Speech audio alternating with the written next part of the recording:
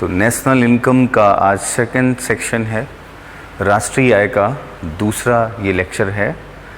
राष्ट्रीय आय से संबंधित जो हम लोगों ने पहला लेक्चर देखा था उसमें मैंने आपको उसके कुछ ऐतिहासिक परिप्रेक्ष्य बताए थे कि हिस्टोरिकल एस्पेक्ट क्या क्या इम्पोर्टेंट थे बिफोर इंडिपेंडेंट और आफ्टर इंडिपेंडेंट। और उसके बाद फिर आपने देखा कि भारत की पहली राष्ट्रीय आय समिति या नेशनल इनकम कमेटी की रिपोर्ट के आधार पर सेंट्रल स्टैटिस्टिकल ऑर्गेनाइजेशन या सीएसओ का गठन किया गया।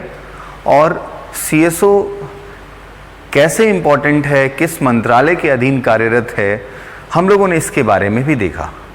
और अब हम इससे पहले कि राष्ट्रीय आय के जो विभिन्न बिंदु हैं उन पर चलें, राष्ट्रीय आय के विभिन्न आंकड़ों को निर्धारित करने के लिए जो डेटा अलग अलग नाम से दिए जाते हैं, चाहे वो जीडीपी हो या जीवीए हो या जीएनपी हो या पर कैपिटा इनकम हो, इससे संबंधित जो भी एनएनपी है, इससे संबंधित जो भी आंकड़े हैं उनको प्रदान करने के लिए सीएसओ सबसे पहले भारत के आर्थिक क्षेत्र को 3 भागों में विभाजित करता है। अब वो 3 पार्ट्स या इकोनॉमिक सेक्टर्स कौन से हैं, पहले हम उसकी बात करते हैं और फिर उसके आगे हम लोग बात करेंगे कि सीएसओ और क्या क्या कार्य करता है।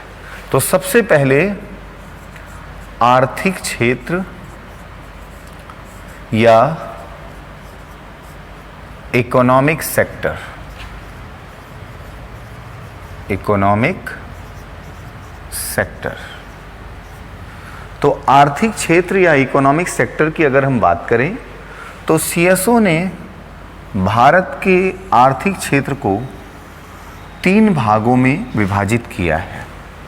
सबसे पहला है प्राइमरी सेक्टर या प्राथमिक क्षेत्र,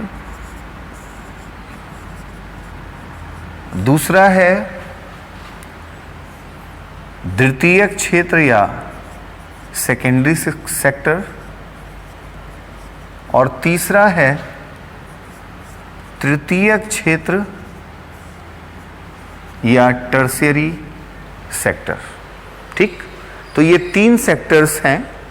अब मुख्य रूप से मोटे तौर पर अगर हम देखें तो इन सेक्टर्स में क्या क्या है उस पर आए। इससे पहले मैं आपको मोटे तौर पर बता दूं कि प्राथमिक क्षेत्र में मुख्य रूप से कृषि आता है, कृषि। सेकेंडरी सेक्टर में मुख्य रूप से उद्योग और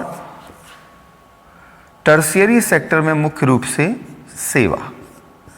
तो इस तरह से भी आप जान सकते हैं कि प्राइमरी सेक्टर या प्राथमिक क्षेत्र का मतलब agriculture and associated sector, secondary मतलब industry and associated sector, and tertiary sector मतलब सर्विसेज एंड एसोसिएटेड सेक्टर।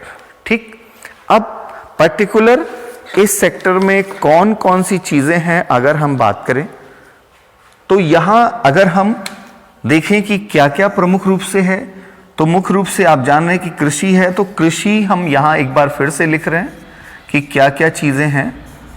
कृषि, वानिकी, फॉरेस्ट्री, एग्रीकल्चर, फॉरेस्ट्री या वानिकी, पशुपालन, डेयरी इंडस्ट्री या हम उसको कह सकते हैं एनिमल हस्बेंड्री, तो पशुपालन, मत्स्य पालन, मछली पालन, फिशरीज, और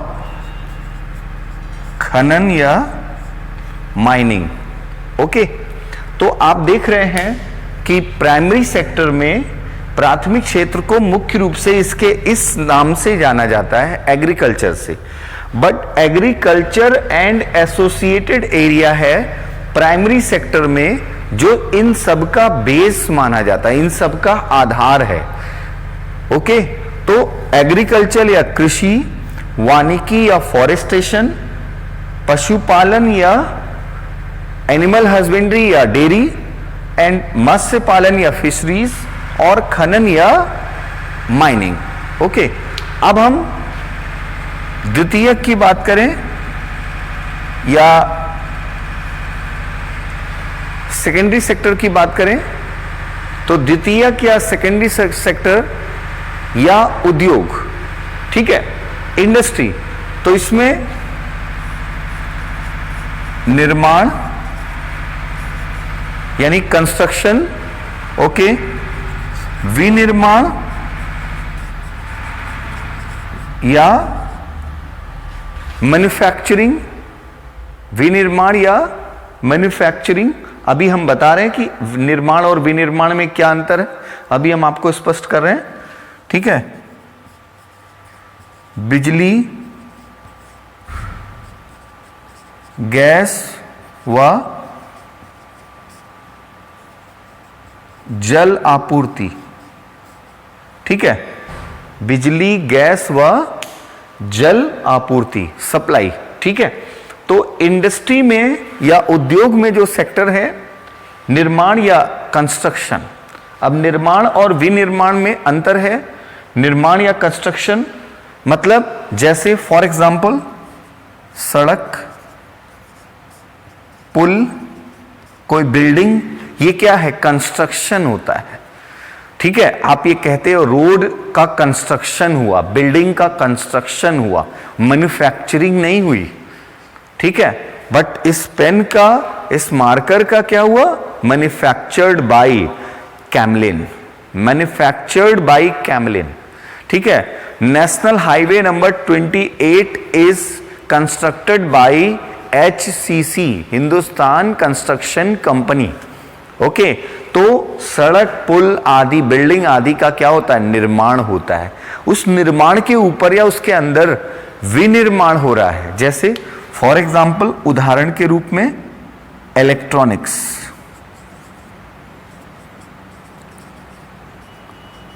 ठीक है, या फिर होम, कोई भी जो है, जो हम खाने पीने की चीजें हैं वो क्या है, मैन्युफैक्चर्ड हो रही हैं, मैन्युफैक्चरिंग हो रही है, तो वो क्या हो गया, विनिर्माण हो गया। ऑटोमोबाइल मैन्युफैक्चर हो रही, मैन्युफैक्चर्ड वहां पर बनाई जा रही, मैन्युफैक्चर्ड बाय हुंडई, टाटा, ठीक है। तो ये मोबाइल मैन्युफैक्चर्ड है, ठीक है। तो और इसके अलावा इलेक्ट्रिसिटी हो गया, गैस हो गया, या वाटर सप्लाई हो गया, तो ये सब इंडस्ट्री वाले सेकेंडरी सेक्टर के अंतर्गत आता है। और मोटे तौर पर क्योंकि यहां पर इंडस्ट्री है, इसलिए इसको द्वितीयक क्षेत्र को उद्योग कहते हैं। अब बात आती है तृतीयक क्षेत्र या टर्शियरी सेक्टर। अगर हम अपने देश की राष्ट्रीय आय में योगदान की बात करें, अपने सकल घरेलू उत्पाद में, तो आप आगे चलकर जब इसके आंकड़े देखोगे कि हमारे जीडीपी में, हमारे जीवीए में, हमारे जीएनपी में, हमारे एनएनपी में किस सेक्टर का क्या योगदान है, तो पहले नंबर पर ये आएगा, दूसरे नंबर पर ये आएगा, तीसरे नंबर पर ये आएगा। ये बहुत बड़ी विडंबना है कि आज सबसे ज्यादा लोग इस पर निर्भर हैं, बट सबसे ज्यादा इनकम का सेक्टर ये है। तो ये कुछ आगे जब आंकड़े आएंगे तब आपको समझ में आएगा। अब हम बात करें टर्शियरी या सेवा क्षेत्र में कि यहाँ कौन कौन है, तो सबसे पहला यहाँ पर है संचार। आज सबसे बड़ा सेक्टर कम्युनिकेशन है। अगर कहा जाए कि भारत के जीडीपी में सबसे ज़्यादा योगदान किसका है, सर्विस सेक्टर का है। और अगर सेवा क्षेत्र में सबसे ज़्यादा योगदान किसका है, कम्युनिकेशन का। आज हम लोग इस कोरोना काल में अगर एक दूसरे से जुड़े हुए हैं तो किससे जुड़े हुए हैं, संचार से।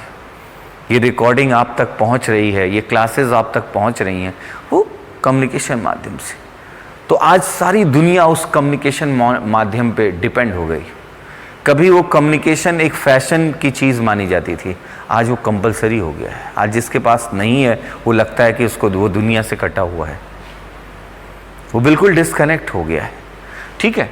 संचार के बाद परिवहन, ट्रांसपोर्टेशन, बैंकिंग, बीमा,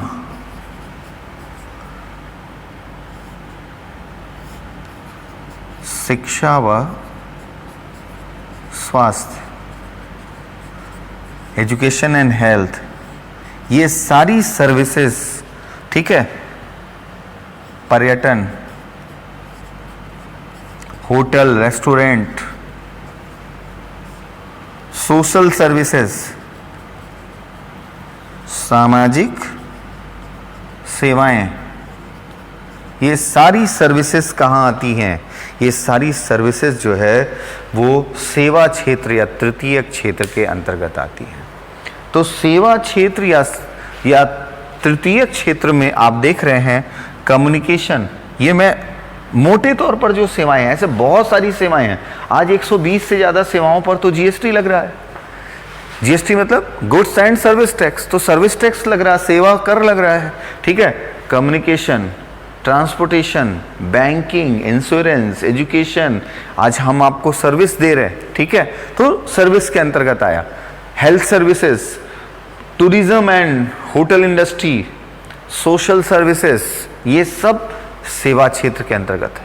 इसके अलावा भी बहुत सारी जो लीगल एजेंसीज हैं, ठीक है, तमाम तरह की सर्विसेज हैं, वो सब इसके अंतर्गत आती है, ठीक है। तो ये जो हमारे सीएसओ के द्वारा सबसे पहले इन 3 सेक्टर्स में डिवाइड किया गया है इकोनॉमिक सेक्टर के अंतर्गत, आर्थिक क्षेत्र के अंतर्गत।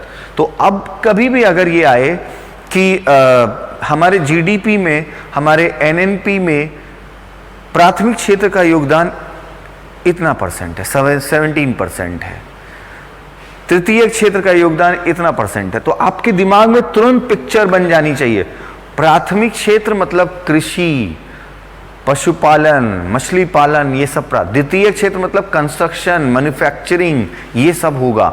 टर्शियरी सेक्टर या सेवा क्षेत्र का मतलब सारी सर्विसेज लाइक दैट, कम्युनिकेशन, ठीक है, transportation, banking, insurance, education, health, जितनी भी सर्विसेज हैं वो सब किस में आएंगी? तृतीय क्षेत्र में आएंगी, ठीक। अब इससे जैसे आपको ये लग रहा होगा कि ये क्यों किया जाता है, तो वास्तविक रूप से ये है कि जैसे मैंने आपको बताया था पिछले लेक्चर में कि एक परिवार की आय का आप सही तरीके से आकलन और सुधार कब कर सकते हो? जब उसके सारे सेक्टर्स आप डिवाइड करके और सब कुछ पता हो कि कहाँ से प्लस हो रहा है, कहाँ से माइनस हो रहा है, उसी के अकॉर्डिंग आप प्लस माइनस कर सकते हो, ठीक है। अब जैसे बहुत सारे स्टूडेंट्स क्या करते हैं, जब से आपको मैं हमेशा इकोनॉमी को आपसे अपने से तुलना करने की बात करता हूँ, बहुत सारे स्टूडेंट्स क्या करते हैं कि ज़्यादा से ज़्यादा टेस्ट पेपर सॉल्व करो, ज़्यादा से ज़्यादा टेस्ट पेपर सॉल्व करो। अभी इस पब्लिकेशन का टेस्ट पेपर ले लो, कभी इस पब्लिकेशन का, कभी ये ऑनलाइन वाला, कभी वो ऑनलाइन वाला, और उनका जो इम्प्रूवमेंट है जितना होना चाहिए वो नहीं होता। ऐसा क्यों है? क्योंकि वो सेक्टर वाइज इंप्रूव नहीं कर रहे हैं। सेक्टर वाइज जैसा इंप्रूवमेंट होना चाहिए वो नहीं हो रहा है। तो अब हमें जब ये पता है कि हमारी 55% पॉपुलेशन इस पर डिपेंड है, लेकिन इसका जो वैल्यू है जीडीपी में, जो कंट्रीब्यूशन है, मतलब इसकी जो अर्निंग है वो उतनी नहीं हो रही जितने लोग इस पर डिपेंड हैं, तो हमें इसमें सुधार करना चाहिए ना। अगर हम ओवरऑल सबकी खिचड़ी बना दें और बोलें कि हाँ हमारी इनकम, यानी हम सरकार हैं, हमारी इनकम इतनी हो रही, अब कहां से क्या हो रहा है इससे हमसे कोई मतलब नहीं है, तो कभी डेवलपमेंट सेक्टर वाइज हो पाएगा? नहीं हो पाएगा। तो सेम ऐसे ही आप एसएससी के लिए जब आप पेपर देते हो तो मैथ्स प्राथमिक क्षेत्र, ठीक है, इंग्लिश द्वितीय क्षेत्र, रीजनिंग तृतीय क्षेत्र, जीएस चतुर्थ क्षेत्र, 4 सेक्टर में आपके डिवाइड हो गए। अब आप ओवरऑल तो अपनी परफॉर्मेंस देख रहे हो, 120 नंबर आए, 110 नंबर आए, 140 नंबर आए, बट वास्तविक रूप से अगर आपने सेक्टर वाइज उसकी एनालिसिस नहीं की तो क्या आपको अपना डेवलपमेंट पता चलेगा? सरकार या सीएसओ क्यों ऐसा डिवाइड करता है, डिवीजन क्यों करता है? क्योंकि डिवीजन करके ही तो पता चलेगा कि कहां से क्या कमी है और उस कमी को दूर कर सेक्टर वाइज हम उसका डेवलपमेंट, जीबीए क्यों आया आगे चलकर आप देखेंगे, जो जीबीए की अवधारणा आई है वो इसीलिए आई है कि हम सेक्टर वाइज अच्छे तरीके से अपना आकलन कर सकें।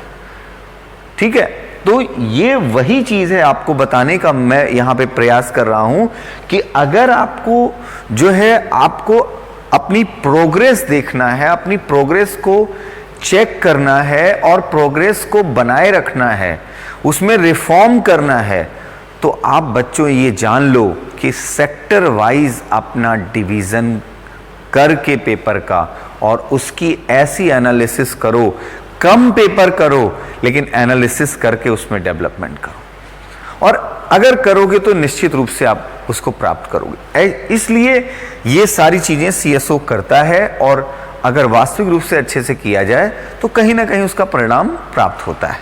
ठीक, अब बात करते हैं सीएसओ द्वारा जो अगली चीज निर्धारित की जाती है उसे कहते हैं आधार वर्ष या बेस ईयर। आधार वर्ष या बेस ईयर।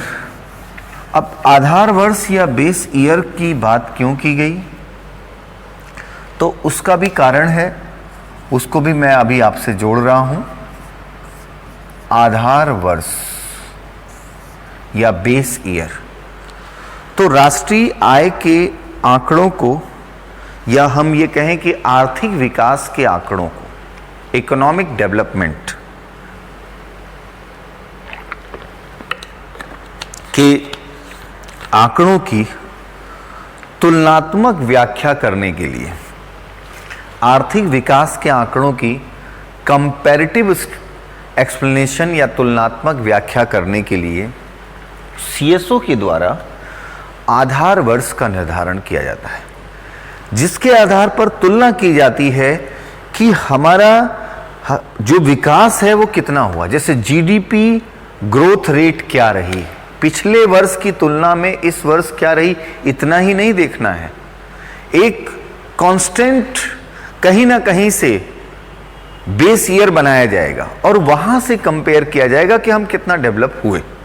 ठीक है, तो अगर हम ये कहें कि आधार वर्ष का निर्धारण क्यों किया जाता है, तो राष्ट्रीय आय तथा आर्थिक विकास के आंकड़ों की तुलनात्मक व्याख्या करने के लिए, कंपैरेटिव एक्सप्लेनेशन करने के लिए सीएसओ के द्वारा आधार वर्ष का निर्धारण किया जाता है। अभी तक सीएसओ के द्वारा जो आधार वर्ष निर्धारित किए गए हैं, मैं उसको यहां पर लिख दे रहा हूं आपके सामने। तो जो आधार वर्ष अभी तक निर्धारित किए गए हैं 1955, 56 पहला आधार वर्ष, दूसरा 1960, 61, तीसरा 1970, 71, चौथा 1980, 81, पांचवा 1993, 94, छठा 1999, 2000, सातवां 2004, 2005 and 8th 2011, 2012, 11, 12। ठीक, तो ये आप देख रहे हैं आधार वर्ष निर्धारित हुए हैं, इसी लाइन में इसको भी लिख दे रहे हैं 1955, 56। तो सीएसओ के द्वारा अभी तक ये इन आधार वर्षों का निर्धारण किया गया है, ये आधार वर्ष निर्धारित किए गए हैं और अगला प्लान है 2017-18, मतलब आधार वर्ष अब बदलने वाला है और बदल कर अगला प्लान है, अभी हुआ नहीं है। अभी जितने भी डेटा हमारे 2019-20 की समीक्षा में और 20-21 के बजट में आए हैं वो सब 11-12 के आधार वर्ष के आधार पर है, बट अगला आधार वर्ष निर्धारित होने वाला है 2017-18। ठीक है, तो आप देख रहे हैं कि आधार वर्ष के बीच कहीं ना कहीं कुछ अंतर दिख रहा है, लेकिन वो अंतर ये निर्धारित जरूरी नहीं है कि 10 साल का अंतर है या 5 साल का कोई फिक्स पीरियड है, ऐसा नहीं है। तो सबसे पहली बात तो ये है कि ऐसा क्यों नहीं है, क्योंकि सीएसओ आधार वर्ष जब निर्धारित करता है तो वो हमारे जो आधार वर्ष होते हैं उससे अभी जो वर्तमान वर्ष होता है यानी करंट ईयर होता है उसकी जो तुलना की जाती है तो उसमें बहुत ज़्यादा वेरिएशन ना हो। ठीक है, ये निर्धारित होता है। अब जैसे फॉर एग्जांपल पर कैपिटा इनकम या प्रति व्यक्ति आय जब स्थिर मूल्यों के आधार पर कही जाती, तो स्थिर मूल्य मतलब ये वाला, इस समय रुपए की वैल्यू के आधार पर उसकी जो पर कैपिटा इनकम है वो क्या है। ठीक, अगर तो स्थिर इसका मतलब इसको यहां पर जो वैल्यू है उसको क्या मान लिया गया, कांस्टेंट वैल्यू मान लिया गया। तो यहां से तुलना करके हम उस डेवलपमेंट का या विकास का आकलन करते हैं। एक तुलना यहां से होती है और दूसरी तुलना पिछले वर्ष या पिछले वित्तीय वर्ष से होती है, जिसके आधार पर आर्थिक विकास के आंकड़ों का तुलनात्मक जो डेटा है, कंपैरेटिव डेटा है, वो इंट्रोड्यूस किया जाता है या प्रस्तुत किया जाता है। ठीक, अब मैंने आपसे कहा था अभी मैं आपको इससे आपको जोड़ूंगा। ठीक है, तो अब जैसे फॉर एग्जांपल मान लीजिए आपने प्रिपरेशन स्टार्ट किया 2018 में, ठीक, 2018 में सपोज दैट मैं मान के चलता हूं। ठीक, अब 2018 में आपने अगर प्रिपरेशन स्टार्ट किया है तो ये आपका 2018 क्या हो गया, बेस ईयर हो गया। ठीक, बेस ईयर समझने की कोशिश करिएगा। अब 2019 में आपने अपनी प्रोग्रेस देखी, यहां पर आप 0 से स्टार्ट करते हैं, 2019 में आप पहुंचते हैं तो आप 100 मार्क्स के जोन में आ जाते हैं। सपोज दैट आ गए आप। ठीक, अब 2020 में आप पहुंचे तो 2020 में आपका स्कोर हुआ 120। ठीक है, अब ऐसे में अगर आप यहां से तुलना करते हैं तो आपको लगता है कि आपकी प्रोग्रेस बहुत अच्छी हुई है।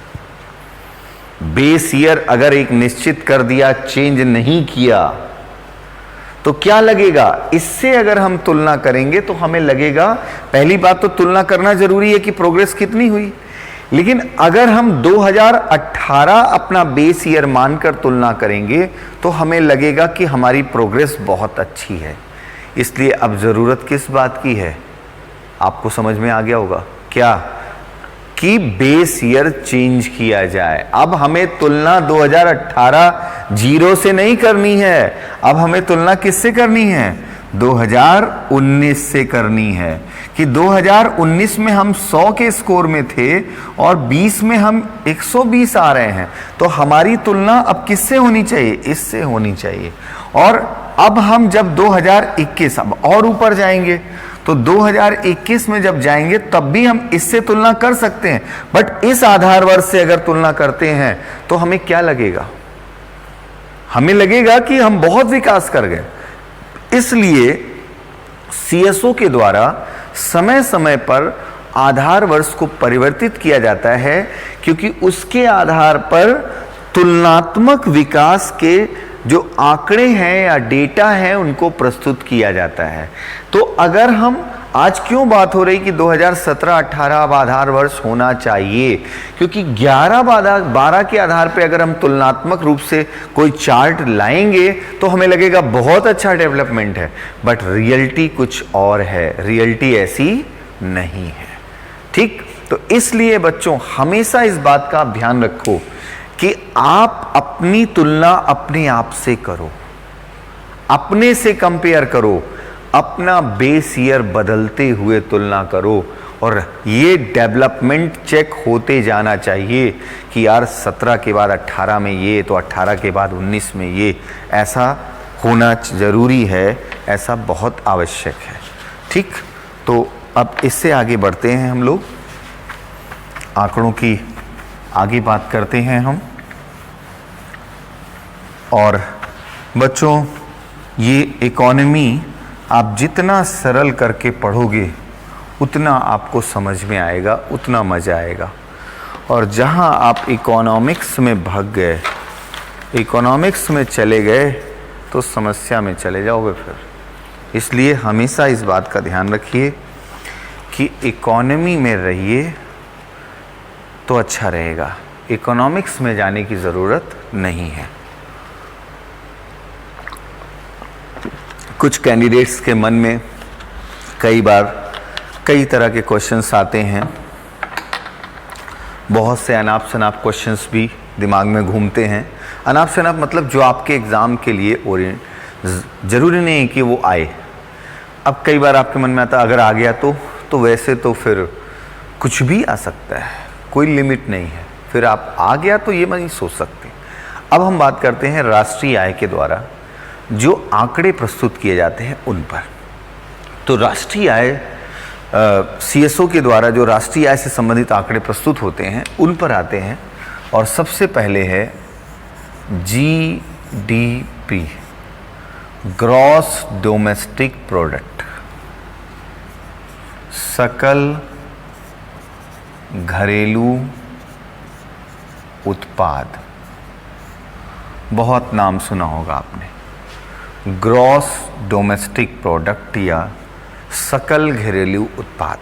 ठीक, तो सबसे पहली बात तो इसकी एक परिभाषा के रूप में बात करें, एक सामान्य परिभाषा।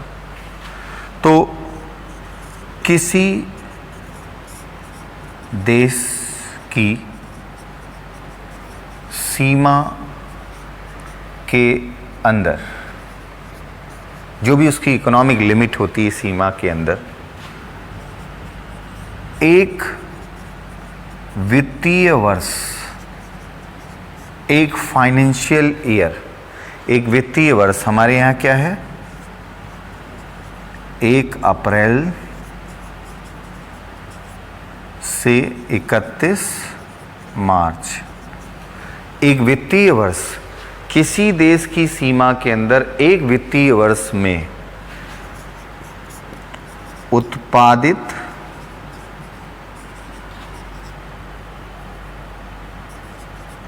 वस्तुओं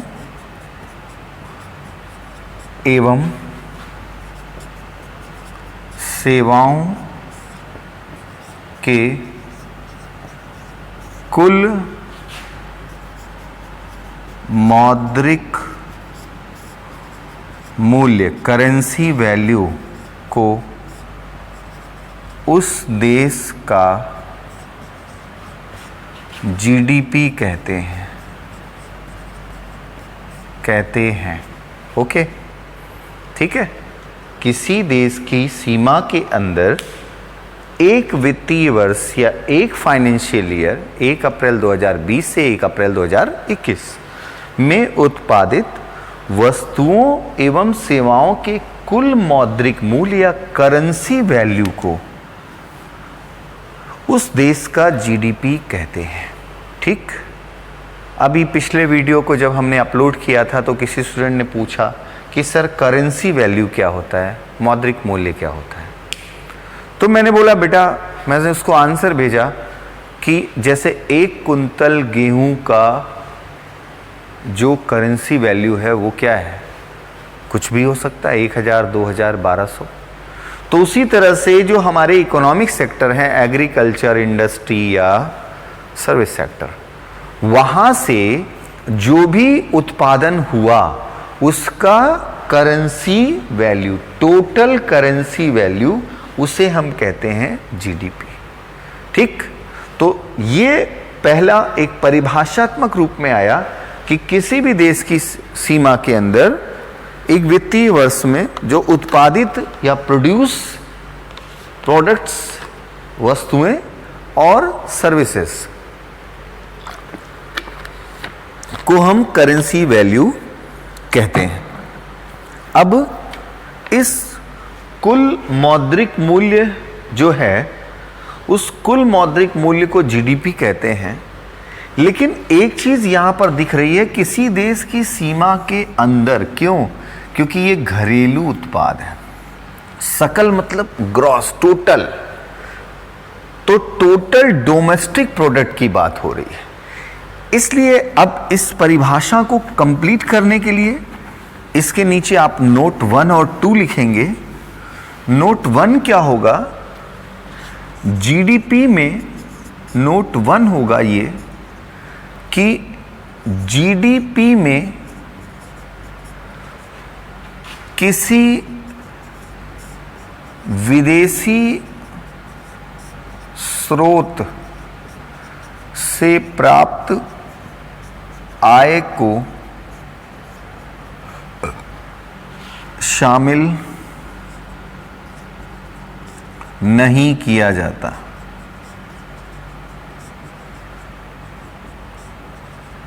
जीडीपी में किसी विदेशी फॉरेन सोर्स से प्राप्त इनकम को शामिल नहीं किया जाता, चाहे वह आय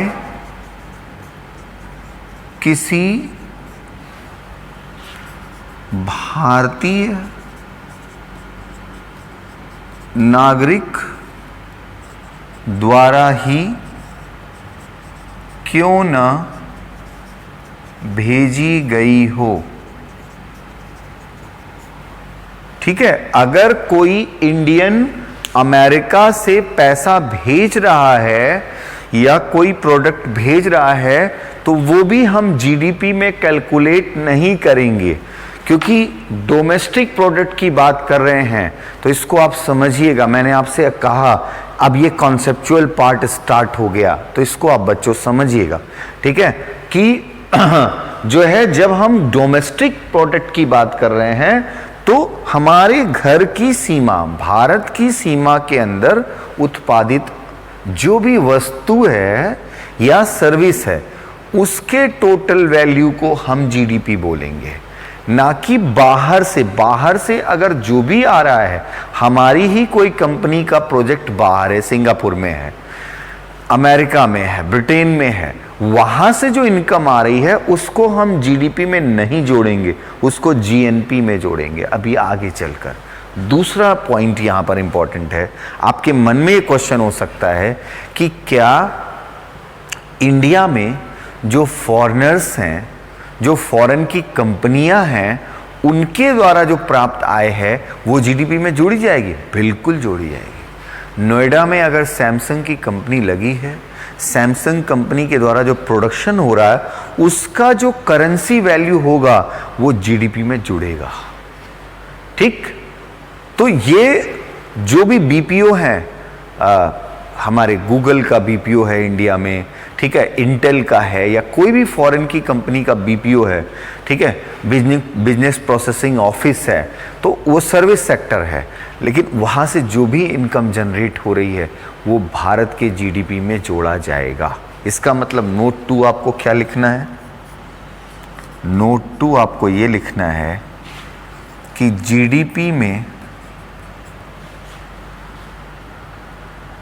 या इसको ऐसे आप लिख सकते हैं, भारत में विदेशी कंपनियों द्वारा उत्पादित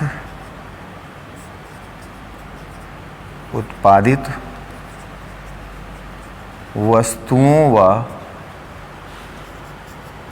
सेवाओं को जीडीपी में शामिल किया जाता है। ठीक है, भारत की सीमा के अंदर घरेलू उत्पाद है, कोई विदेशी कंपनी या विदेशी कुछ भी कर रहा है, जैसा मैंने सैमसंग और बीपीओ का एग्जाम्पल बताया, वो भारत की जीडीपी में शामिल माना जाएगा। ठीक है, तो ये आपको क्लियर हुआ होगा जीडीपी। अब हम बात करते हैं जीएनपी या ग्रॉस नेशनल प्रोडक्ट, सकल राष्ट्रीय उत्पाद। GNP। तो GNP या ग्रॉस नेशनल प्रोडक्ट, सकल राष्ट्रीय उत्पाद, ठीक है, सकल राष्ट्रीय उत्पाद या ग्रॉस नेशनल प्रोडक्ट। तो ये और भी आसान कर देता है। ये परिभाषात्मक रूप में अगर कहें तो कहता है कि एक देश की जो सीमा की यहां पर बात नहीं है, एक देश के द्वारा प्राप्त, तो एक फाइनेंशियल ईयर या एक वित्तीय वर्ष में किसी देश को जो भी सर्विसेज या प्रोडक्ट्स प्राप्त हो रहे हैं उन सबका जो टोटल करेंसी वैल्यू है वो क्या है, वो GNP, ग्रॉस नेशनल प्रोडक्ट है। ठीक, तो परिभाषात्मक रूप में यहां पर फिर आ जाते हैं। ठीक, किसी एक वित्तीय वर्ष, फिर वही फाइनेंशियल ईयर की बात, किसी एक वित्तीय वर्ष में, किसी एक फाइनेंशियल ईयर में, किसी एक वित्तीय वर्ष में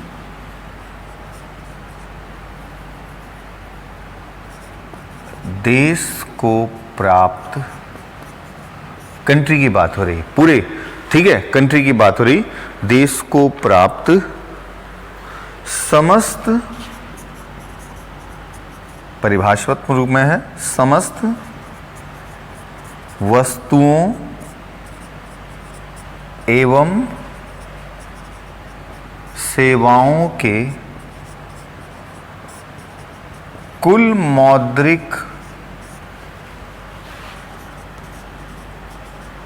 मूल्य को GNP कहते हैं। ठीक है, GNP कहते हैं। किसी एक फाइनेंशियल ईयर 19-20, 20-21 में देश को प्राप्त, कहीं से भी हो रहा हो, इंटरनल या एक्सटर्नल, प्राप्त समस्त वस्तुओं या सेवाओं के कुल मौद्रिक मूल्य को GNP कहते हैं। कुल मौद्रिक मूल्य को GNP कहते हैं। ठीक, अब इसका मतलब यहां पर अगर आप नोट लिखेंगे तो यहां पर ये करेंगे कि विदेशी स्रोत से प्राप्त आय या इनकम को, विदेशी स्रोत से प्राप्त वस्तुओं व सेवाओं के मौद्रिक मूल्य को GNP में शामिल किया जाता है। ठीक, तो जो भी विदेश से प्राप्त हो रहा है उसको इसमें शामिल किया जाता है, जो GDP में नहीं।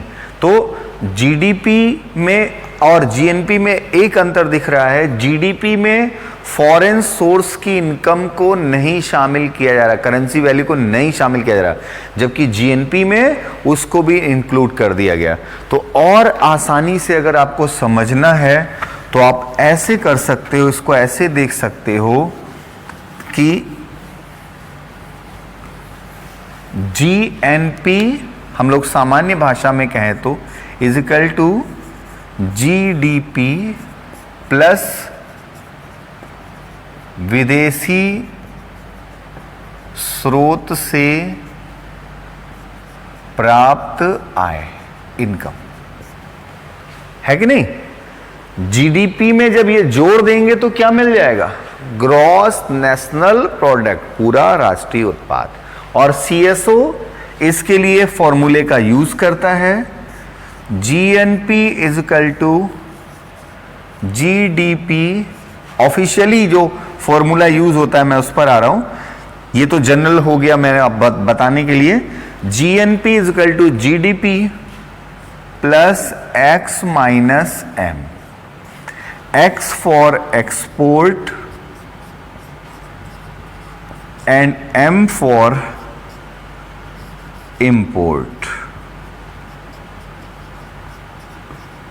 import. ओके, तो x माइनस m ये यहां पर बताया गया, x माइनस m, ठीक। तो GNP इजकल टू, अब आप सोच रहे होंगे x माइनस एक्सपोर्ट इंपोर्ट कैसे आ गया। भाई मोटे तौर पर जब हम एक्सपोर्ट करते हैं तो हमें आय होती है। आय, एक्सपोर्ट किसको कर रहे हैं, इनकम हो रही है, विदेश, अमेरिका को एक्सपोर्ट। इंपोर्ट, ऑयल खरीद रहे हैं तो क्या हो रहा है, व्यय हो रहा है। तो आय माइनस व्यय कहां से, विदेश से। जो भी हम बेच रहे हैं तो उससे हमें इनकम हो रही, खरीद रहे हैं तो इसका मतलब कि हमारी जीएनपी जो है वो प्लस कब होगी, जब हम एक्सपोर्ट ज्यादा से ज्यादा करें और इंपोर्ट कम करें, तो हमारा जो जीएनपी होगा वो क्या होगा, बढ़ेगा। ठीक, जीडीपी तो ऑलरेडी, जीडीपी अगर हम इंपोर्ट ज्यादा करेंगे तो फिर जीडीपी हमारा जीएनपी क्या होगा, नीचे चला जाएगा, क्योंकि जीडीपी भी माइनस होने, जीडीपी में से माइनस हो जाएगा ना वो, ठीक है, जीडीपी से माइनस हो जाएगा। ठीक, तो इसलिए यहां पर एक्सपोर्ट इंपोर्ट का, कि एक्सपोर्ट के द्वारा हम विदेशी मुद्रा अर्जित करते हैं, प्राप्त करते हैं। वो विदेशी मुद्रा किस में ऐड हो जाएगी, जीडीपी में। विदेशी सोर्स से प्राप्त आय, मतलब क्या हो गया, यहां पर वो ऐड हो गई आय, ठीक है, और तब हमारी जीएनपी ज्यादा हो जाएगी। ठीक, बट अब आय तो हुई विदेशी, लेकिन उससे ज्यादा हम व्यय कर दिए।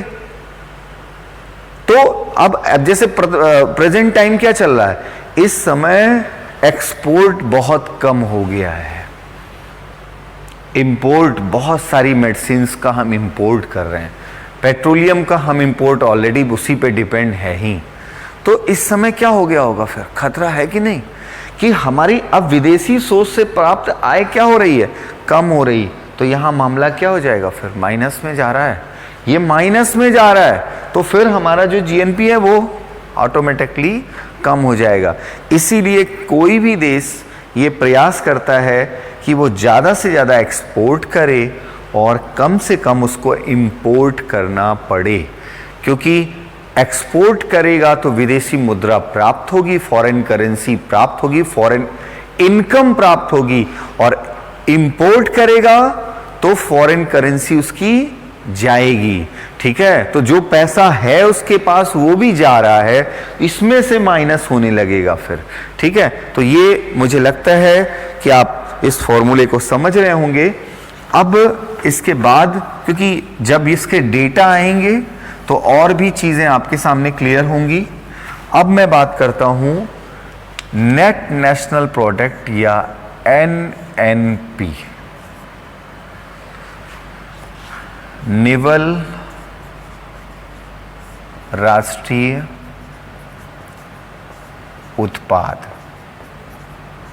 निवल राष्ट्रीय उत्पाद, इसी को मैं आपको बता दूं नेशनल इनकम भी कहते हैं। नेशनल इनकम वास्तविक रूप से यही है। एनएनपी को ही नेशनल इनकम या राष्ट्रीय उत्पाद कहते हैं, नेट नेशनल प्रोडक्ट। ठीक है, तो आते हैं उस पर हम। तो बच्चों, अगर हम बात करें एनएनपी की, तो उससे पहले अगर देखें तो आपने कई बार सुना होगा, इससे पहले हम लोगों ने कैपिटल मार्केट की बात की थी, कि कंपनी अपने नेट प्रॉफिट के कुछ भाग को अपने शेयर्स होल्डर्स को डिविडेंड या लाभांश के रूप में दे देती है। ठीक, नेट प्रॉफिट, नेट इनकम, किसी व्यक्ति की नेट इनकम, किसी कंपनी की नेट इनकम। ठीक, तो अब जैसे for example Reliance India limited है, RIL, अब इसकी आय 50 लाख करोड़ है, आय, जितने भी सोर्सेज हैं उनसे आय कितना है? 50 लाख करोड़। व्यय 45 लाख करोड़। व्यय मतलब एक्सपेंडिचर।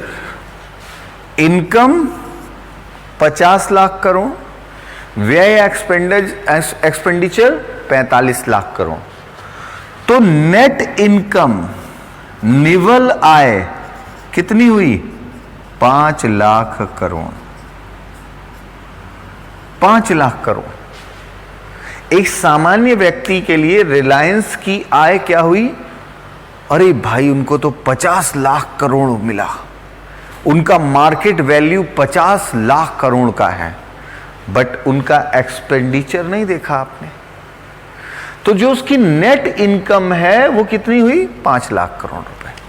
ठीक इसी तरह से किसी एक देश, ठीक है, किसी एक देश, अपने देश की बात करते, इंडिया की आय, ठीक, इनकम, इनकम मतलब GNP, gross national product, 50 lakh crore है।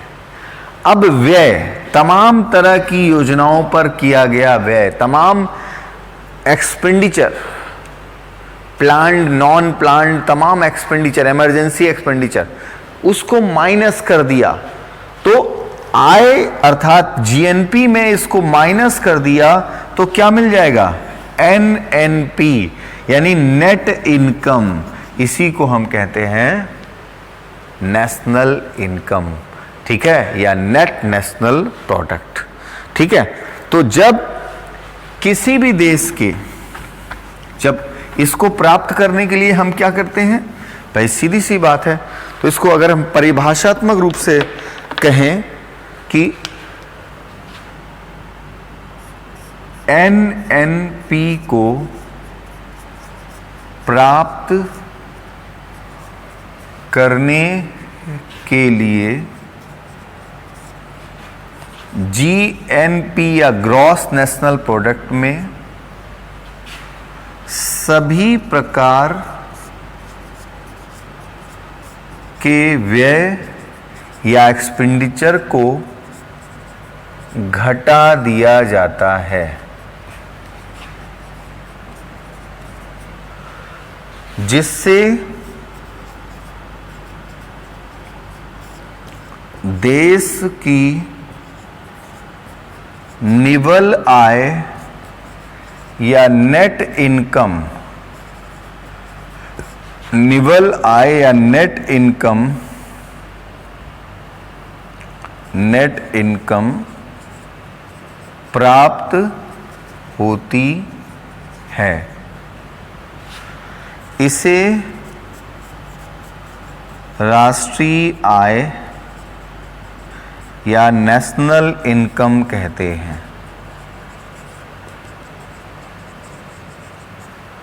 राष्ट्रीय आय या नेशनल इनकम कहते हैं। ठीक है, यही वास्तविक आय है, रियल इनकम यही है। ठीक है, वास्तविक आय, इसको रियल इनकम या वास्तविक आय भी कहते हैं। ठीक है, तो सीधी सी बात है कि एनएनपी को या नेट नेशनल प्रोडक्ट को प्राप्त करने के लिए जीएनपी में सभी प्रकार के व्यय को या एक्सपेंडिचर को घटा दिया जाता है। सभी प्रकार के व्यय आय माइनस व्यय, इनकम माइनस एक्सपेंडिचर, तो उससे देश की निवल आय या नेट इनकम प्राप्त होती है, और यही वास्तविक आय है जिसे हम राष्ट्रीय आय कहते हैं। ठीक, कोई भी कंपनी हो, कोई भी कंपनी हो, कोई भी परिवार हो, कोई दुकान है, कोई बिजनेस है, कोई भी चीज है, सामान्य व्यक्ति जो है जिसको कोई आर्थिक समझ नहीं है, वो सिर्फ इनकम देखता है। जैसे कुछ लोग दुकान पर गए, मान लो किसी शॉप पर गए, अब वो देख रहे हैं ये सामान 5,000 का बेच रहा है, वो 2,000 का, वो 6,000 का, वो 10,000 का बेच रहा, उसके ड्रॉर में पैसा आ रहा है, उसको ऑनलाइन पेमेंट हो रहा है, ठीक है, उसको कार्ड से कोई पेमेंट कर रहा है, ठीक, कोई मोबाइल से पेमेंट कर रहा है, तो बंदा देख रहा, अरे यार इसके पास कितना आ रहा है, और वो जो आ रहा है वो बेवकूफ उसको उसकी इनकम मान ले रहा है, वो उसकी नेट इनकम मान ले रहा है, वो सोच रहा है सब इसी का पैसा है, जबकि वास्तविकता क्या है? वास्तविकता ये है कि उसके खर्चों को माइनस करने के बाद ही उसका इनकम पता चल सकता है। सरकार को जीएसटी से इतने लाख करोड़ मिले, इनकम टैक्स से इतने लाख करोड़ मिले, टोल टैक्स से इतने लाख करोड़ मिले, ठीक है, तो क्या हुआ? अब सरकार का लगा कि सरकार को कितना पैसा मिल रहा है, 1 लाख करोड़, 2 लाख करोड़, सरकार को स्टैंप ड्यूटी से इतना लाख करोड़ मिल रहा है, तो लगता है कि जब सरकार के पास सब पैसा सरकार के पास जा रहा है, ये उस बेवकूफ को नहीं पता कि सरकार के व्यय भी तो उसी से होंगे। एक्सपेंडिचर, मनरेगा, तमाम रोड डेवलपमेंट, सारी योजनाएं, ये सब कहां से होंगी? तो उन योजनाओं पर किए गए खर्च को माइनस करना होगा, और जब माइनस करके जब निकालेंगे तो सरकार का हाल तो ये है कि माइनस में जा रहा है मामला। इनकम तो बहुत दूर की बात है कि नहीं? तभी तो उधार लेना पड़ रहा है, वर्ल्ड बैंक से उधार लेना पड़ रहा। अगर हमारा प्लस में जाता तो हमें उधार लेने की क्या जरूरत थी? ठीक है, तो वास्तविकता तो यह है कि उसको प्लस करने के लिए हमें उधार लेना पड़ रहा है। ठीक, तो कई बार ऐसा होता है कि किसी कंपनी की नेट इनकम तो 0 चली गई, ठीक है, तो ऐसा क्यों हुआ? क्योंकि व्यय ज्यादा हो गए, एक्सपेंडिचर ज्यादा हो गए। अब कोरोना काल में इनकम कम है, एक्सपेंडिचर ज्यादा है, तो सरकार का एनएनपी क्या होगा आप समझ सकते हो, ठीक है। तो उसी को वास्तविक आय माना जाता है, उसी को रियल इनकम माना जाता है। ठीक, रियल इनकम, इस चीज को किसी भी चीज पर लागू कर सकते हैं आप अपने साथ। अब सीएसओ जो है एनएनपी के लिए कुछ फॉर्मूलों का प्रयोग करता है जो एग्जाम में पूछे जाते हैं। समझने के लिए आप एनएनपी को समझ गए कि एनएनपी क्या है कैसे, बट कुछ ऐसे फॉर्मूले हैं जिनका ये प्रयोग करता है, तो उस पर हम आते हैं, उन फॉर्मूलों की बात करते हैं। तो सबसे पहला फॉर्मूला सीएसओ यूज करता है NNP is equal to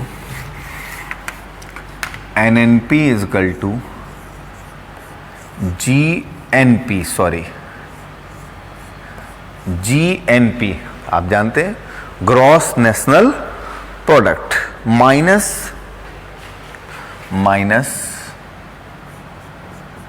indirect tax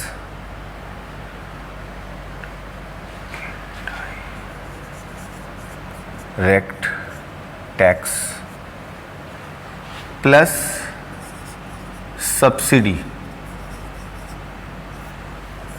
ठीक, तो एनएनपी इज इक्वल टू, ये सीएसओ के द्वारा यूज किया गया पहला फॉर्मूला है जिस पर क्वेश्चन पूछा जाता है। ये डायरेक्ट क्वेश्चन पूछा जाता है कि एनएनपी के लिए निम्नलिखित में कौन से सूत्र का प्रयोग किया जाता है, कौन से फॉर्मूले का प्रयोग किया जाता है। तो NNP is equal to GNP minus indirect plus tax plus subsidy. ठीक है, इनडायरेक्ट टैक्स प्लस सब्सिडी। ठीक, अब आप सोच रहे होंगे कि एनएनपी, ठीक है, अभी मैंने बताया कि एनएनपी इज इक्वल टू आय माइनस व्यय, इनकम और एक्सपेंडिचर का जो अंतर है उसी को हम एनएनपी कहते हैं। तो यहां इनडायरेक्ट टैक्स, सब्सिडी तो खर्च है सरकार का, सब्सिडी को घटाना समझ में आ रहा है, लेकिन इनडायरेक्ट टैक्स को घटाने का मतलब नहीं समझ में आ रहा है। इनडायरेक्ट टैक्स तो सरकार की आय है ना, तो ये तो ऑलरेडी इसमें शामिल होगी, इनडायरेक्ट टैक्स भी तो जीएनबी में शामिल होगा, तो फिर इसको माइनस क्यों कर रहे हैं? तो उसको समझने के लिए आप सोचिए, मैं बता रहा हूं आपको। जैसे मान लीजिए सपोज दैट एक फैमिली है ए फैमिली है, ठीक है। अब इस ए फैमिली में 3 सोर्स से आय प्राप्त हो रही है। एक कृषि से मान लीजिए आय प्राप्त हो रही 50,000 रुपये, 50,000 रुपये आय कृषि से प्राप्त हो रही है। दूसरा इनका जो है वो एक छोटा सा उद्योग है, उससे आय प्राप्त हो रही है 50,000 रुपये, तो या इसको और कम कर देते हैं 40,000 रुपये। और एक इनका होटल है जिससे प्राप्त हो रहा है 60,000 रुपये, ठीक। तो टोटल इस परिवार की आय 5, 4, 9 और 6, 15, टोटल इस परिवार की आय कितनी है? 1,50,000। क्या है? GNP। इस परिवार का ग्रॉस नेशनल प्रोडक्ट कितना है? 1,50,000। प्राइमरी सेक्टर से इसको मिल रहा 50,000, सेकेंडरी से 40,000 और टर्शियरी से 60,000। तो टोटल इसका जो है GNP कितना है? 1,50,000, ठीक। अब मान लीजिए कि हम ये कहें कि इसका NNP क्या होगा, ठीक। तो NNP में हम ये बोलेंगे कि GNP 1,50,000 क्या है? GNP माइनस खर्चे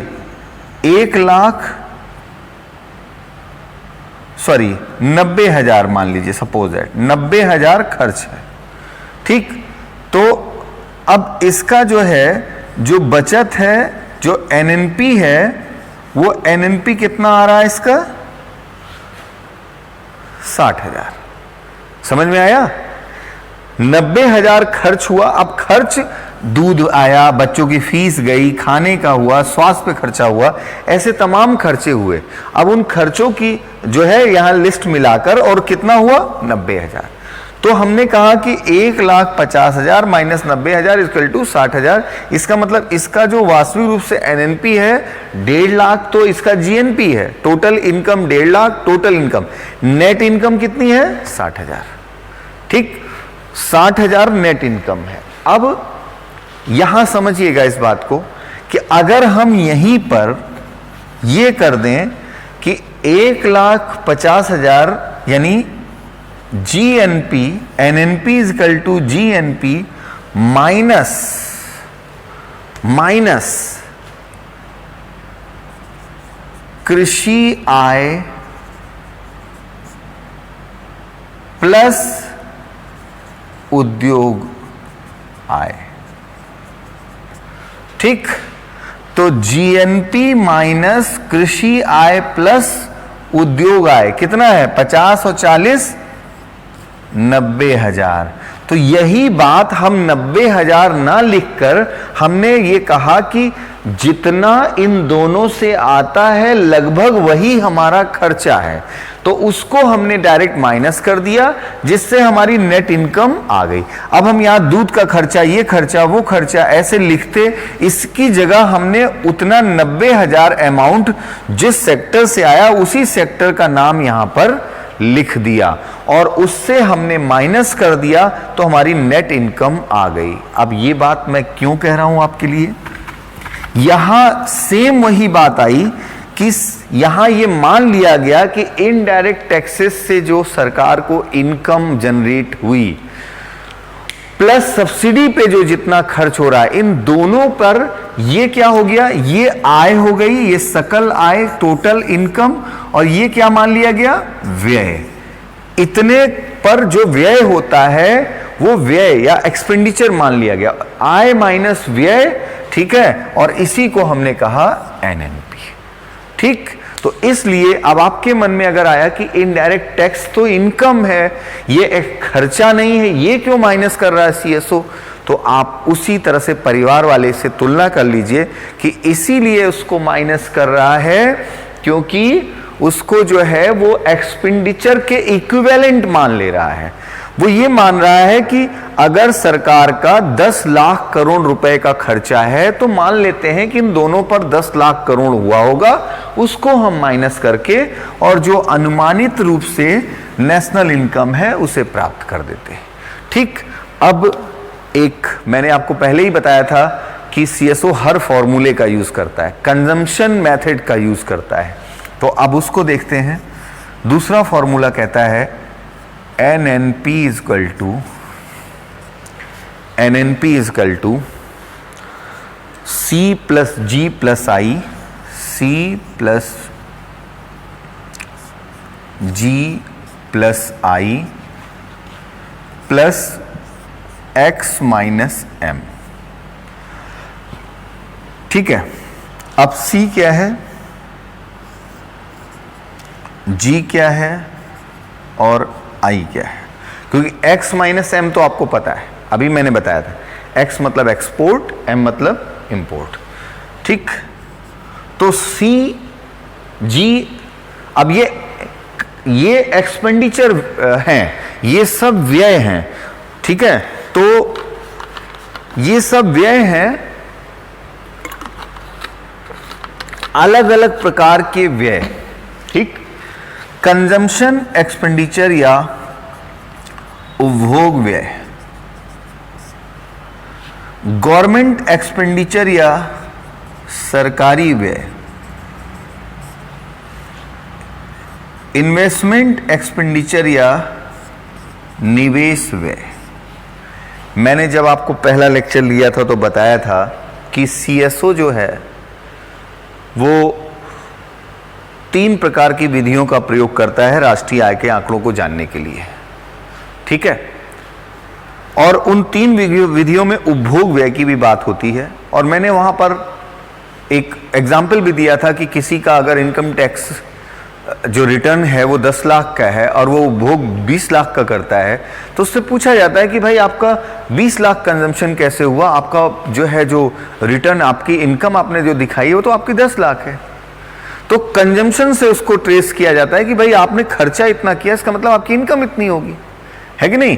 तो सेम ऐसे ही यहां पर क्या है कि उपभोग व्यय सरकार ने शिक्षा, स्वास्थ्य, भोजन, तमाम तरह के कंजम्पशन पर जो खर्च किया वो उपभोग व्यय, सरकारी सैलरी, पेंशन, तमाम तरह के खर्चे हैं उस पर जो व्यय किया सरकारी व्यय, गवर्नमेंट एक्सपेंडिचर, इन्वेस्टमेंट, बहुत सारी फैक्ट्री लगाई, बहुत सारा इंफ्रास्ट्रक्चर बनाया, निवेश व्यय किया, इन तीनों व्यय को जोड़ लिया, माइनस, अब यहां प्लस करेंगे तो अपने आप ये माइनस होगा, x माइनस M। ठीक है, तो यहां पर अब आयात अगर ज्यादा है तो ये प्लस हो रहा है, अगर कम है तो ये क्या हो जाएगा, माइनस हो जाएगा, क्योंकि ये तो हो गया टोटल इनकम। अब उसके बाद अगर प्लस हो गया वहां पर तो कहीं ना कहीं उससे प्लस माइनस होकर और फिर हमें प्राप्त हो जाता है एनएनपी। तो सीएसओ का ये दूसरा फॉर्मूला है जो कंजम्पशन एक्सपेंडिचर पर आधारित है या तमाम तरह के एक्सपेंडिचर पर आधारित है, व्यय पर आधारित है, जिससे ये अनुमान व्यक्त किया जाता है कि इन व्यय को अगर हम कैलकुलेट कर लें और उसमें हम अपने जो x माइनस एम यानी जो हमारा एक्सपोर्ट और इंपोर्ट का अंतर है उसको अगर हम जोड़ लें तो उससे हमारा लगभग एनएनपी प्राप्त हो जाता है। ठीक है, नेट नेट। तो इस फॉर्मूले का भी प्रयोग किया जाता है और इसमें यह पूछा भी गया है कि C क्या है, G क्या है, I क्या है, तो उसको भी आपको ध्यान रखना है। ठीक है, तो इन दोनों फॉर्मूले का प्रयोग सीएसओ जो है वो डिफरेंट टाइप्स के जो आंकड़े हैं उनको निकालने के लिए करता है। ठीक, तो अब इसके आगे अगर हम बात करें बच्चों, तो एनएनपी के आधार पर सीएसओ निर्धारित करता है अगला आंकड़ा, प्रति व्यक्ति आय, पर कैपिटा इनकम, प्रति व्यक्ति आय या पर कैपिटा इनकम। तो अगर ये कहें कि प्रति व्यक्ति आय या पर कैपिटा इनकम क्या है, तो बच्चों प्रति व्यक्ति आय या पर कैपिटा इनकम जो है वो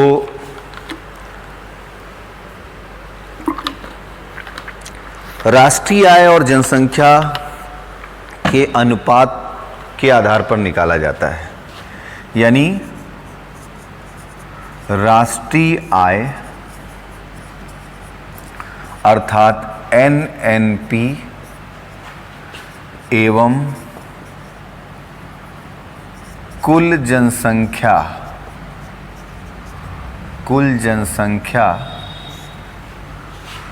के अनुपात के आधार पर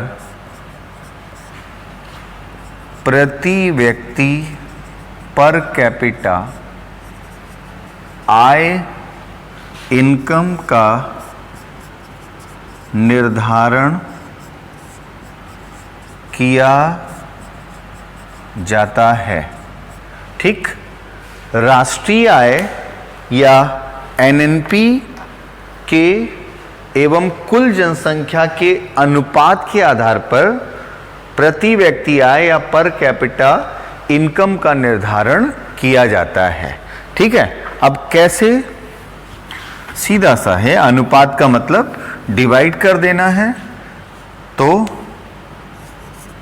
प्रति व्यक्ति आय पर capita income is equal to राष्ट्रीय आय नेशनल इनकम डिवाइड बाय कुल जनसंख्या। ठीक है, तो ये हो गया formula, per capita income is equal to national income divided by total population. ठीक, पर कैपिटा इनकम जितनी ज्यादा होगी, अब कैसे ज्यादा होगी? एक तो फॉर्मूला दिख रहा है कि ये ज्यादा होनी चाहिए, लेकिन ये क्या होनी चाहिए? कम होनी चाहिए। तो पॉपुलेशन कम हो, नेशनल इनकम ज्यादा हो, तो ऑटोमेटिकली पर कैपिटा इनकम ज्यादा होगी। अगर किसी भी देश की पर कैपिटा इनकम ज्यादा है, कोई भी कंट्री हो, जापान है, सिंगापुर है, हांगकांग है, तो वहाँ पर जो नेशनल इनकम है वो बहुत ज़्यादा है, उसकी तुलना में पॉपुलेशन कम है, और इसलिए वहाँ पर कैपिटा इनकम बहुत ज़्यादा है। इंडिया में कम है, क्यों? हमारी नेशनल इनकम मैंने आपको पहले ही बताया क्या हाल है, और पॉपुलेशन हमारा उल्टा मामला है, उल्टा है हमारे यहाँ। ये इंडिया में कम है और ये ज़्यादा है, तो ये क्या हो गया? ये पलट गया। ठीक है, लोग इसको संसाधन मानते हैं, इसको बढ़ावा देते हैं। आज भी भारत में सोच है, आप सोचिए, आज जिसको अपना आधुनिक भारत कहते हैं, जहां पर इतना कम्युनिकेशन, इतना संचार माध्यमों का उपयोग हो रहा है, इतना टेक्नोलॉजी बढ़ गई, लोग अवेयर हो गए हैं, तमाम चीज़ों, बीमारियों के प्रति अवेयर हो गए हैं, वहाँ भी आज ये हाल है कि पॉपुलेशन ग्रोथ जो है वो इतनी तेज़ी से कम करते करते भी इतनी ज़्यादा है कि हम चाइना को पीछे छोड़ने वाले हैं। ठीक है, आप सोचिए, जिस देश की सबसे बड़ी समस्या पॉपुलेशन थी वो कंट्रोल पर आ गया। तो ये अगर पॉपुलेशन बढ़ता जाएगा तो रिसोर्सेज तो हमारी लिमिट है ना, हमारे जो संसाधन है वो तो सीमित है, तो निश्चित सी बात है, और इनकम उस अकॉर्डिंग नहीं बढ़ेगी। तो ऐसे में हमारा जो पर कैपिटा इनकम है वो श्योर है कि वो ज़्यादा नहीं होगी अगर हम दूसरे देशों से तुलना करें, क्योंकि लोगों की सोच ऐसी है। हालांकि बहुत सारे समाज में बदल रही है, लेकिन अभी भी एक बड़ी सोच, बड़ा जो वर्ग है वो जब ये सोच रखता है बच्चे भगवान की देन है, बच्चे अल्लाह ताला की देन है, तो भाई सारा अपना इल्जाम किसके ऊपर लगा दिया? अल्लाह के ऊपर, भगवान के ऊपर लगा दिया, और देख लो फिर उल्टा हो रहा है। होना तो ये चाहिए, फॉर्मूला उल्टा हो रहा है। ठीक है, तो क्यों नहीं होगा? अब पर कैपिटा इनकम को दो तरीके से जारी किया जाता है। आगे इसके आंकड़े जब आएंगे तो आप देखेंगे। एक होता है स्थिर मूल्यों के आधार पर, कांस्टेंट वैल्यू या स्थिर मूल्यों के आधार पर। दूसरा होता है वर्तमान मूल्यों के आधार पर, वर्तमान मूल्यों के आधार पर।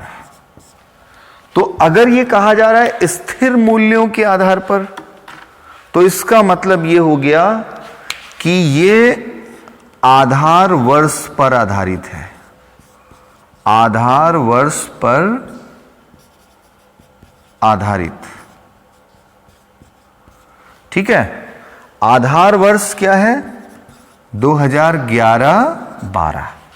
तो उस समय जो करेंसी वैल्यू था उसके अकॉर्डिंग पर कैपिटा इनकम क्या होगी ये बता रहा है। अगर वर्तमान मूल्यों की बात की जा रही है तो करंट ईयर जब निर्धारित किया जाए, 2019-20 है तो 2019-20 के आधार पर, तो वर्तमान में जो करेंसी वैल्यू है उसके आधार पर कैपिटा इनकम क्या होगी, प्रति व्यक्ति आय होगी, इसका निर्धारण इसके अंतर्गत किया जाता है। ठीक है, तो ये हो गया पर कैपिटा इनकम या प्रति व्यक्ति आय। ठीक, ये आंकड़े जो है वो बहुत महत्वपूर्ण है और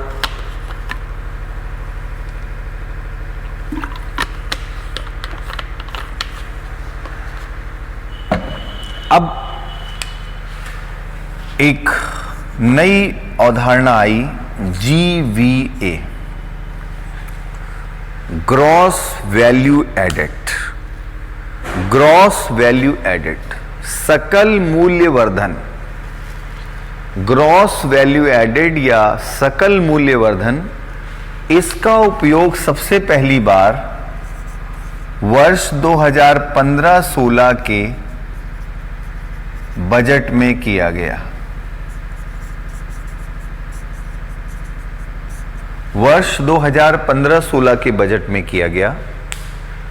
अगले जो नेक्स्ट लेक्चर होगा उसमें मैं जीडीपी और जीवीए, जीडीपी और जीएनपी, इन सब का एक तुलनात्मक रूप से जब आंकड़ा आपके सामने लाऊंगा तो ये चीजें और क्लियर होंगी। ठीक है, तो सबसे पहले अगर हम देखें इसको, आप परिभाषात्मक रूप से इस नई अवधारणा को लिख लीजिए। मैं आपको बता रहा हूं बहुत सामान्य भाषा में, किसी देश की जो, अगर हम ये कहें जीवीए, किसी देश की अर्थव्यवस्था में, किसी देश की अर्थव्यवस्था में सभी क्षेत्रों, अब 3 क्षेत्र जो मैंने बताए वही आपके हैं, सभी क्षेत्रों, प्राथमिक, द्वितीयक, सेकेंडरी व तृतीयक द्वारा किए गए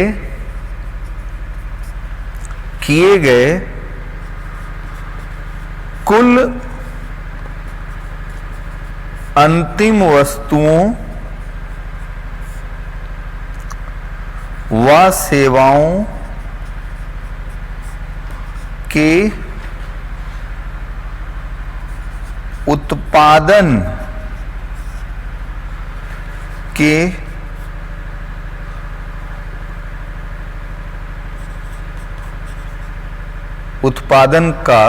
उत्पादन का मौद्रिक मूल्य है, करेंसी वैल्यू है। ठीक है, तो अब आप देखिए यहां ये कहा जा रहा है कि जीवीए किसी देश की अर्थव्यवस्था में सभी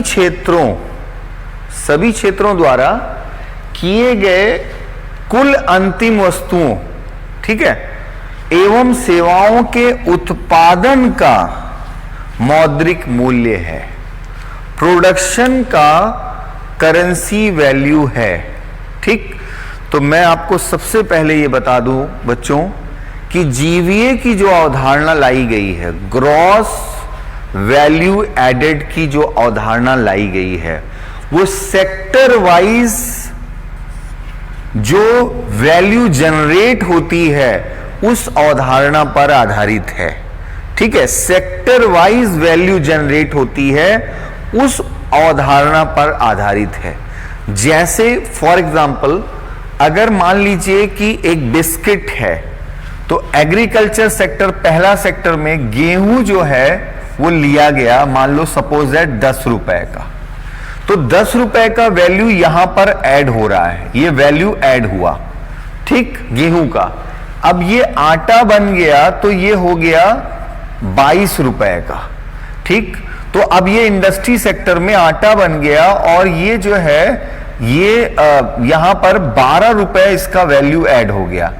फिर यही जब मार्केट में अब प्लस हुआ, ये मार्केट में गया, तो ये जो है बिस्किट, जब कंपनी ने इसको बिस्किट बना दिया तो यही जो है वो 32 रुपए का बिका। ठीक, तो 32 रुपए का, इसका मतलब यहां पर जो है 22 था, यहां 32 हुआ, 10 रुपए यहां पर वैल्यू ऐड हो गया। तो इसका मतलब ये हुआ सेक्टर वाइज अगर देखा जाए तो हर जगह जो वैल्यू ऐड हो रहा है सेकेंडरी, अब वो सेल होगा, फिर उसकी सर्विसेज अगर कोई प्रोवाइड की जा रही है उसमें जो वैल्यू होगा वो अलग ऐड होगा। ठीक है, तो हर एक स्टेप पर जो वैल्यू ऐड हो रहे हैं उसका कैलकुलेशन इसके अंतर्गत किया जाता है और इसके द्वारा ये दिखाया जाता है कि वास्तविक रूप से इस सेक्टर में कितना वैल्यू ऐड हुआ, इस सेक्टर में कितना वैल्यू हुआ, इस सेक्टर में, तो इस सेक्टर में कितना योगदान है, इस सेक्टर में। इसको और ज्यादा फिल्टर करने के लिए जीवीए की ये अवधारणा लाई गई। ठीक, तो अब अगर हम ये कहें कि जो है जब हम जीडीपी की बात करते हैं, जब आंकड़े आएंगे तो तुलना भी आएगी और ज्यादा अच्छे से आप तुलना करेंगे, तो वहां पर हम ये कहते हैं कि किसी देश की सीमा के अंदर उत्पादित समस्त वस्तुओं और सेवाओं का अंतिम या total currency value, total currency value मतलब उसमें चाहे उसको बेचा गया हो, चाहे उसमें सर्विस दी गई हो, चाहे जैसे टोटल करेंसी वैल्यू, और सिर्फ देश की सीमा के अंदर। यहां ऐसा नहीं है, किसी देश की अर्थव्यवस्था में, इकोनॉमी में, मतलब सीधी सी बात है जीएनपी से तुलना हम कर सकते हैं, सभी क्षेत्रों द्वारा किए गए कुल अंतिम वस्तुओं एवं सेवाओं के उत्पादन पर, टोटल वैल्यू की बात नहीं की जा रही, उत्पादन का जो मौद्रिक मूल्य है, यानी हर एक सेक्टर में जो उत्पादन हो रहा है उसका जो मौद्रिक मूल्य है उसे जीबीए कहा जाता है। और सीएसओ इसके लिए एक फॉर्मूले का प्रयोग करता है, उसको भी मैं आपको बता रहा हूं। GBA is equal to GDP, GBA is equal to GDP plus subsidy, GDP plus subsidy minus उत्पाद पर कर, माइनस टैक्सेस ऑन प्रोडक्ट। ठीक, GBA is equal to GDP plus subsidy, subsidy जितनी भी है, माइनस टैक्सेस ऑन प्रोडक्ट, उत्पाद पर जो भी कर लगा, एक्साइज ड्यूटी जो भी लगा, जीएसटी, ठीक है, तो उत्पाद पर कर को माइनस कर दिया, उससे हम जीबीए प्राप्त करते हैं। यानी प्रोडक्ट का वास्तविक जो वैल्यू है उसको हम प्राप्त करते हैं, वैल्यू जो वास्तविक रूप से ऐड हुआ है, रियल वैल्यू, उसको हम प्राप्त करते हैं।